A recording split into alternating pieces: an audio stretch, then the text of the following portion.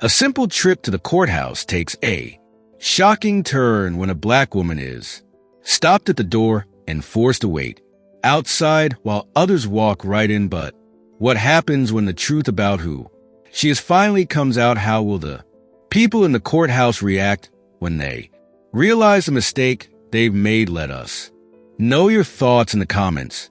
Before we dive into this unbelievable story, Danielle Carter adjusted the strap of her bag over her shoulder as she stepped up to the entrance of the downtown courthouse. The air buzzed with activity. Lawyers in stiff suits hurried up the stone steps, clerks carrying stacks of files shuffled past, and anxious citizens lingered at the doors, waiting for their turn. Inside, she reached for the handle, but before she could step in, a uniformed officer blocked her path. Hold it right there, the man said, raising a hand in front of her.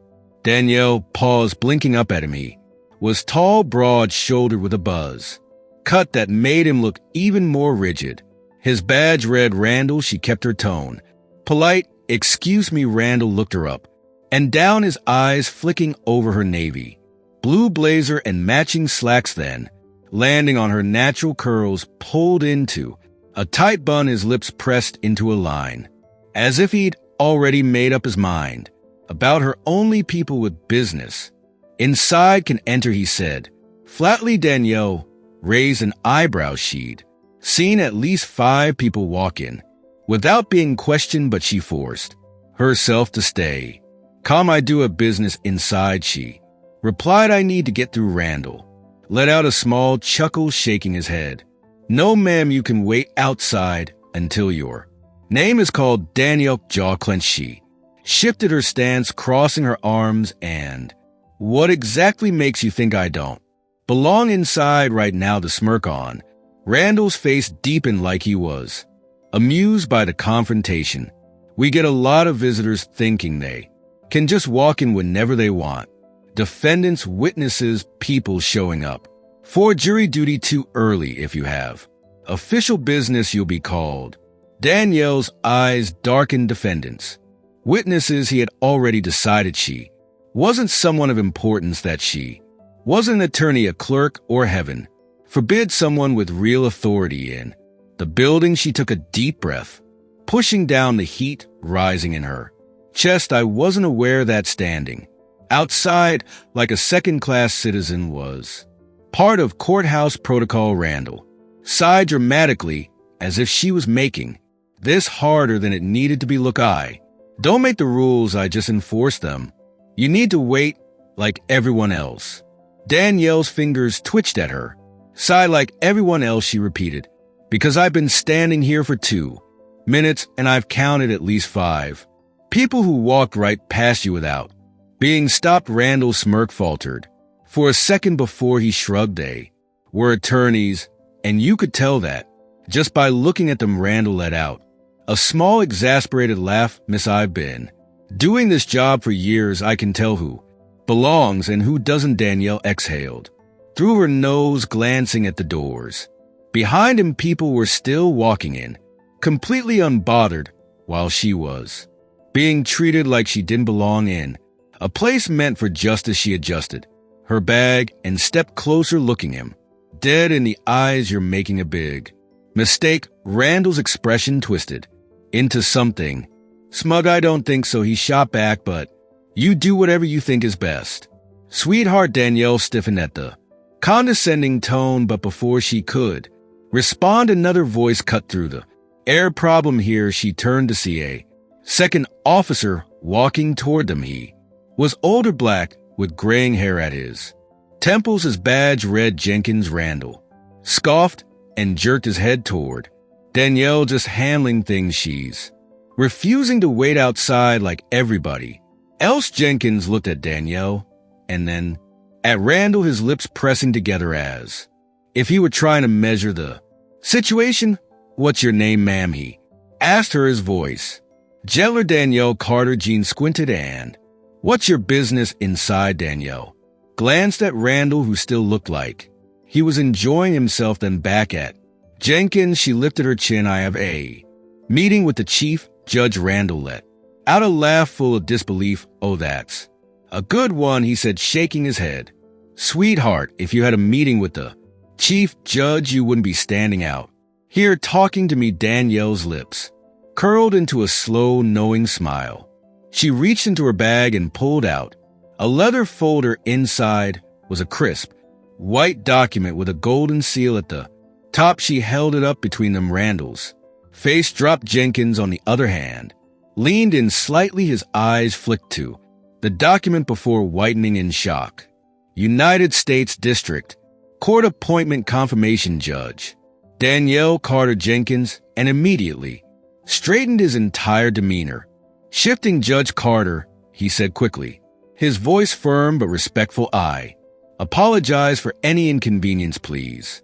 "Go right in." Randall's mouth opened and closed, his face going pale. "Wait," what he stammered, his eyes darting between the document and Danielle's face. Danielle simply smiled at him. "I told you," she said smoothly, "you were making a mistake." The murmurs around them grew louder as people started whispering, some pulling out their phones to record. Jenkins stepped aside, gesturing toward the doors. "Again, my apologies, ma'am." Danielle gave him a polite nod before looking back at Randall, whose face was now bright red. "You might want to rethink how you enforce those rules of yours," she said, before walking past him and into the courthouse.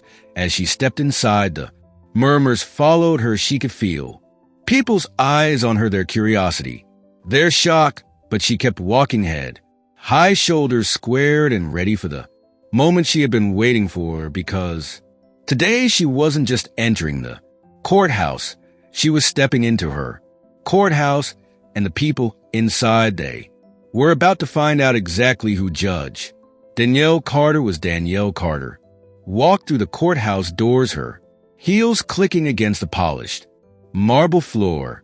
The energy inside the building was a stark contrast to what she had just endured outside. Lawyers moved swiftly through the halls, clerks balanced stacks of legal files, and the distant sound of a gavel striking wood echoed through the corridors. But as she stepped inside, a different kind of silence followed her. The people who had witnessed the scene at the entrance were still whispering.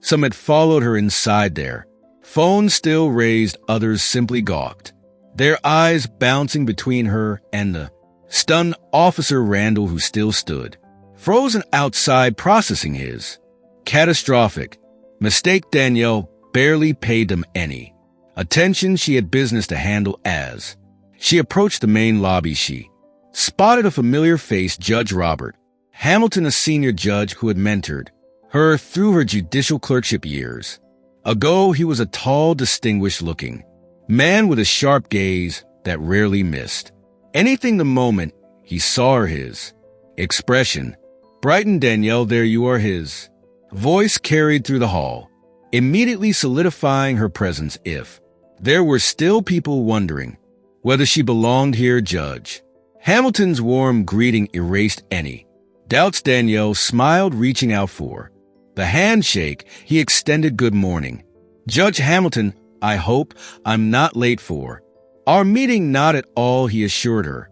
Then his eyes flicked over her shoulder, where a small crowd had gathered. "But it looks like you've already made quite the impression." Danielle didn't even have to turn around to know what he meant. The hushed whispers, the lingering stares, the way a few courthouse staff members were deliberately avoiding eye contact. She sighed, shaking her head. "An unfortunate misunderstanding at the entrance," she said simply. Judge Hamilton's expression darkened. He might not have known the details yet, but he could put the pieces together well enough. His lips pressed into a thin line. "I see," he said slowly, glancing toward one of the BFFs standing nearby. "Make a note for me, will you? I want to know exactly what happened." The bailiff nodded, already scribbling something on his notepad. Danielle exhaled. It was tempting to let the moment linger, to bask in the uncomfortable realization that had just dawned on the people around her. But she wasn't here for that. She was here for something bigger. As she turned to walk toward the Judge's chambers, a voice called out. Behind her, Judge caught her. She recognized the voice instantly. It was Officer Jenkins, the same officer who had stepped in when Randall had blocked her entry. He approached her cautiously, his face tight with concern. I just wanted to apologize again, he said. I didn't realize who you were. Danielle studied him for a moment. Unlike Randall, Jenkins hadn't been dismissive or smug. He had simply followed protocol until he realized that protocol had been applied unfairly. She gave him a small nod. It's not about who I am, Officer Jenkins, she said. It's about how I was treated. I shouldn't have had to prove anything to be let in, just like the others who walked right past Randall without issue. Jenkins lowered his gait, shame flashing in his eyes. You're right, he admitted, and I'll make sure this gets reported properly. This isn't how we're supposed to operate. Danielle didn't let her expression soften too much. She appreciated his willingness to acknowledge the problem, but words weren't enough. Change had to happen. I hope so, she said. Then, without another word, she turned and continued walking toward the judge's chambers. Inside the conference room, the mood was far different from the tension she had faced outside. Several judges were already seated around the long wooden table, their discussions momentarily pausing as she entered. Judge Carter, welcome, said Chief Judge Evelyn Moore, a sharp-witted woman in her 60s with salt and pepper hair neatly pinned back. She gestured to the chair beside her. We were just getting started. Danielle took her seat, nodding at the other judges, some she had worked with before, others she was meeting for the first time, but they all shared something in common. They knew she belonged here. The meeting proceeded as planned, covering upcoming cases, policy changes, and court efficiency improvements. But near the end, Judge Hamilton cleared his throat and shifted in his seat. There's one more thing I'd like to bring to everyone's attention, he said. Something that happened outside this morning. Danielle straightened slightly as all eyes turned toward him. We have a problem at the entrance. Hamilton continued. A racial bias issue. A few murmurs rippled around the room. Judge Moore leaned forward.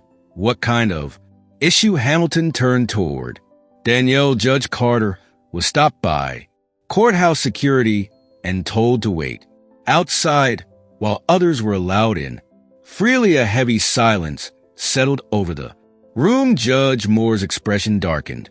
Is this true? Danielle met her gaze and nodded. Yes, it is. The officer assumed I was a defendant or a witness. He didn't ask for my credentials. He just told me I didn't belong. One of the other judges, a middle-aged white man named Judge Whitmore, shifted in his seat uncomfortably. Well, he started. Perhaps it was a misunderstanding. Security is tight these days. They might have been extra cautious. Danielle turned to him, her expression unreadable. Extra cautious, she repeated.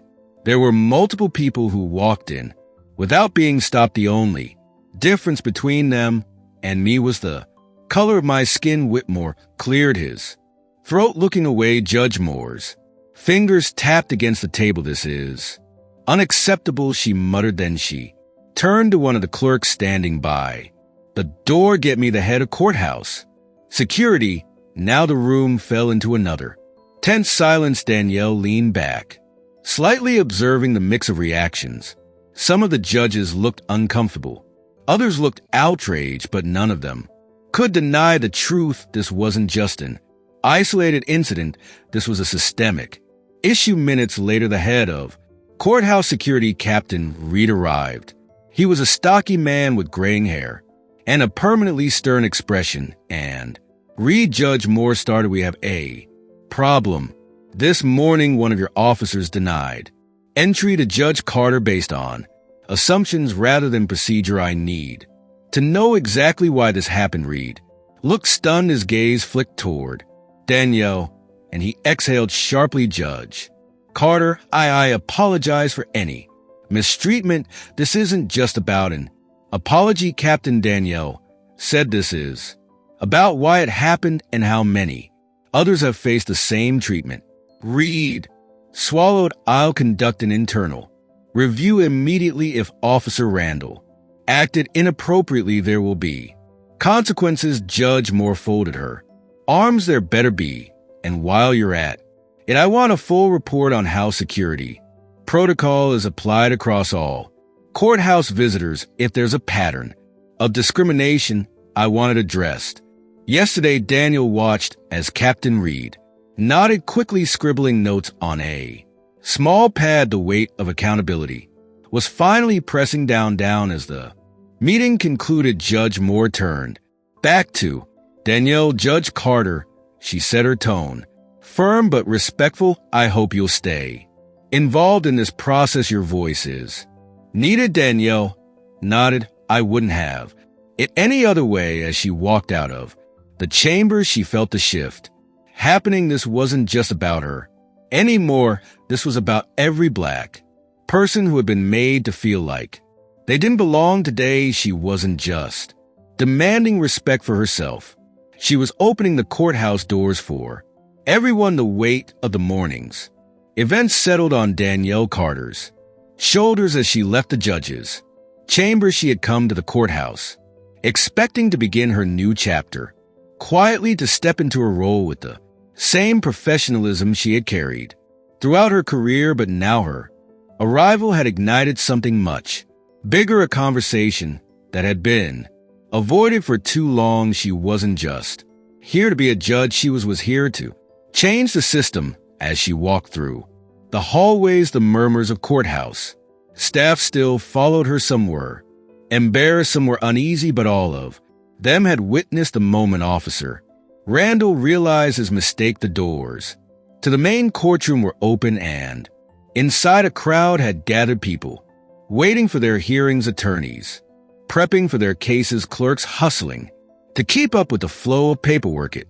was a normal day in court, but the energy in the room felt different. Danielle felt it too. She took a deep breath and stepped inside. At the front of the courtroom, Chief Judge Evelyn Moore was already seated, presiding over a morning docket. She looked up as Danielle entered and gave her the slightest nod. One filled with understanding, Danielle took her seat at the judge's bench. It was hers now. Her heart pounded as she ran her hands over the polished wood. The realization was settling in. She had fought so hard for this. She was no longer on the outside. She was here, and she was about to make sure no one else was ever made to feel like they didn't belong. The first case preceded a schedule, but the weight of what had happened earlier in the morning still hung in the air. Danielle handled the case with her usual poise, ruling fairly and without hesitation. But as the final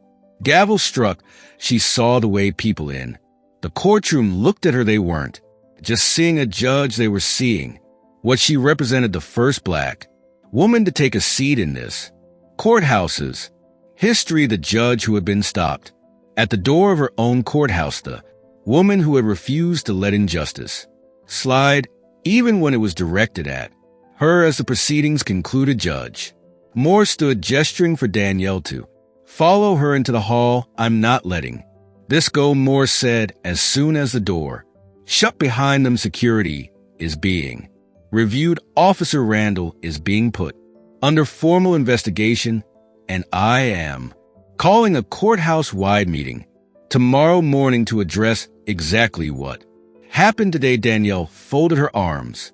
I want to be the one to speak at that meeting. Moore studied her for a moment before nodding. Good, you should be. Just then the head of courthouse security, Captain Reed, approached, his face tight with tension. Judge Carter, I wanted to inform you that Officer Randall has been temporarily suspended while we conduct an internal review. Danielle arched an eyebrow.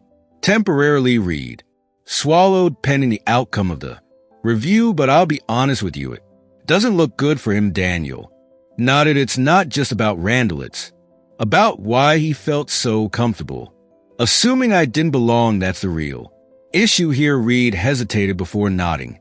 In agreement, we'll be reviewing our training policies. But Judge Carter, he sighed, rubbing a hand over his jaw.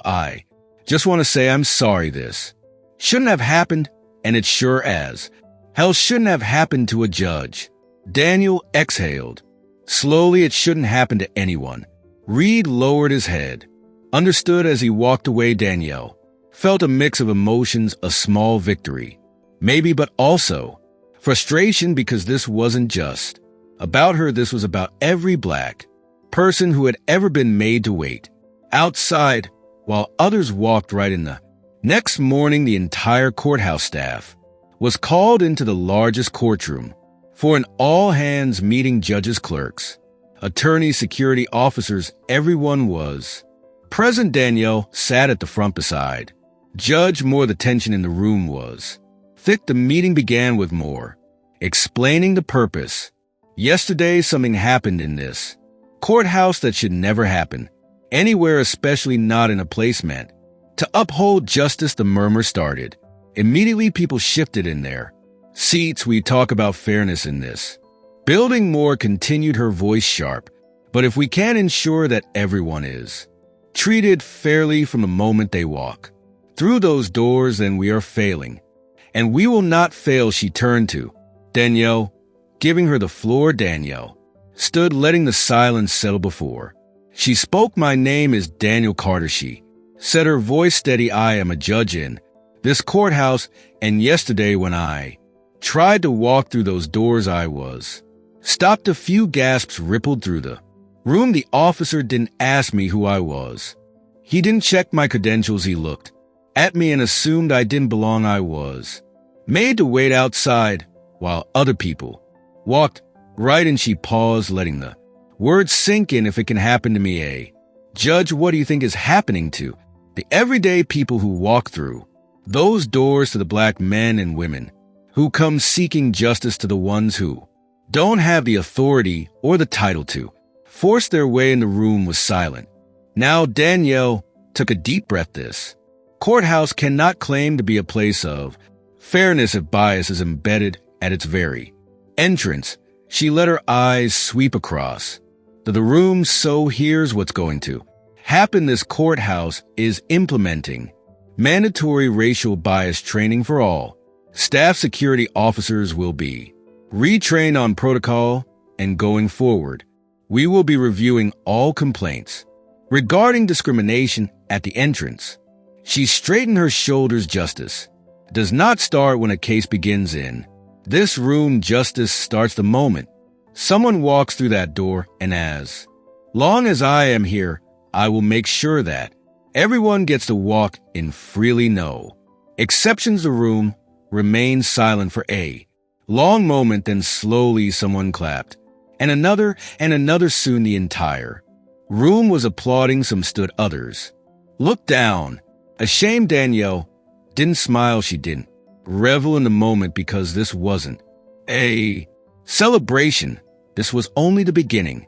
That afternoon, Danielle stood near the entrance ramps of the courthouse, watching as people came and went. A young black woman approached, glancing nervously at security before stepping inside. For a moment, her eyes met Danielle's. There was something unspoken between them.